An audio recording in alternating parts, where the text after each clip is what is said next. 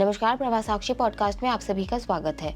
आज के इस पॉडकास्ट में बात करेंगे कि जम्मू कश्मीर की जनता में जोश, 10 साल बाद बढ़ चढ़कर मतदान करने निकले मतदाता। तो आइए सुनते हैं आज के इस पॉडकास्ट को। लेकिन उससे पहले अगर आपने हमारे चैनल को सब्सक्राइब नहीं किया है तो जरूर कर लें, ताकि आप रोज ऐसे ही इंटरेस्टिंग और जानकारीपूर्ण पॉडकास्ट सुन सकें। जम्मू कश्मीर में पहले चरण के विधानसभा चुनाव के लिए मतदान हो रहे हैं। पहले चरण के मतदान में लोगों ने बढ़ चढ़कर हिस्सा लिया है। जम्मू कश्मीर में 10 वर्षों के लंबे अंतराल के बाद हो रहे मतदान को लेकर मतदान केंद्रों पर लंबी कतारें देखने को मिली हैं। जम्मू कश्मीर में जब से केंद्र सरकार ने अनुच्छेद 370 के अधिकतर प्रावधानों को निरस्त किया है, उसके बाद पहली बार केंद्र शासित प्रदेश में 3 चरणों में विधानसभा चुनाव हो रहे हैं। इस चरण में 7 जिलों में 24 सीट पर मतदान हुआ है।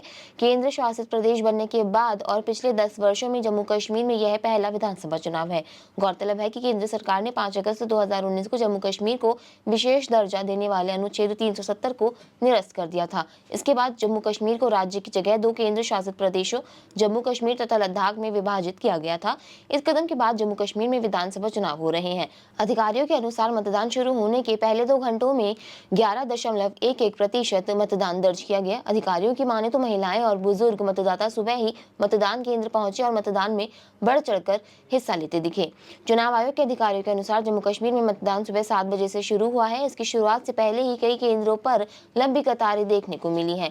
उन्होंने कहा कि दिन बढ़ने के साथ ही मतदान में तेजी देखने को मिली। समय के साथ मतदान केंद्रों के बाहर मतदाताओं की कतारें और लंबी हो गई। मतदाताओं ने कहा कि जम्मू कश्मीर के लोगों को लंबे समय के बाद अपनी विधानसभा के सदस्य चुनने का मौका मिल रहा है और वे इस अवसर का लाभ उठा रहे हैं। इस वर्ष का चुनाव जम्मू कश्मीर के लोगों के लिए बेहद महत्वपूर्ण है। जम्मू कश्मीर के सामने कई मुद्दे हैं, लेकिन राज्य का दर्जा बहाल करना सबसे महत्वपूर्ण मुद्दा है। इस बार विधानसभा चुनाव को देखते हुए सुरक्षा के भी पर्याप्त इंतजाम किए गए हैं।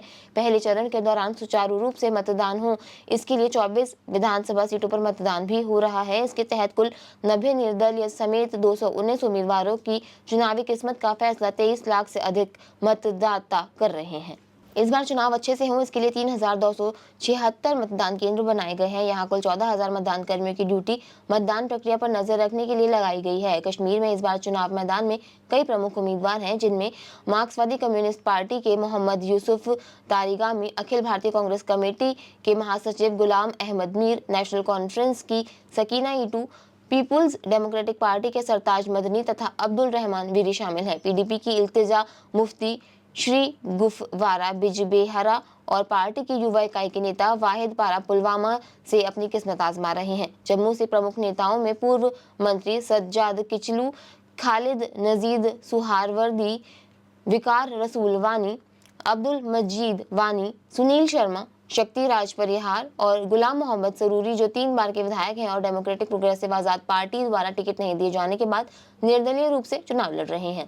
2 साल पहले गुलाम नबी आजाद के समर्थन में कांग्रेस छोड़ने के बाद वह डीपीएपी में शामिल हो गए थे। पूर्व विधायक दलीप सिंह परिहार, पूर्व विधान परिषद सदस्य फिरदौस टाक और इम्तियाज शान नेशनल कॉन्फ्रेंस की नेता एवं जिला विकास परिषद किश्तवाड़ा की मौजूदा अध्यक्ष पूजा ठाकुर और भाजपा का युवा चेहरा शगुन परिहार, जिनके पिता अजीत परिहार और चाचा अनिल परिहार की नवंबर 2018 में आतंकवादियों ने गोली मारकर हत्या कर दी थी, और आम आदमी पार्टी की महराज दीन मलिक चुनाव मैदान में प्रमुख चेहरों में शामिल है। बुधवार को जिन निर्वाचन क्षेत्रों में मतदान हो रहा है उनमें पंपोर, त्राल, पुलवामा, राजपुरा, जैनापुरा, शोपिया, डीएचपुरा, कुलगाम, देवसर, डूरू, काकेरनाग, अनंतनाग पश्चिम, अनंतनाग, श्री गुफवारा, बिजबेहरा, शांकस, अनंतनाग पूर्व, पहलगाम, इंदरवाल, किश्तवाड़, पैडर नागसेनी, भद्रवाह, डोडा, डोडा पश्चिम, रामबन और बनिहाल शामिल है। मतदान शाम 7 बजे समाप्त होगा।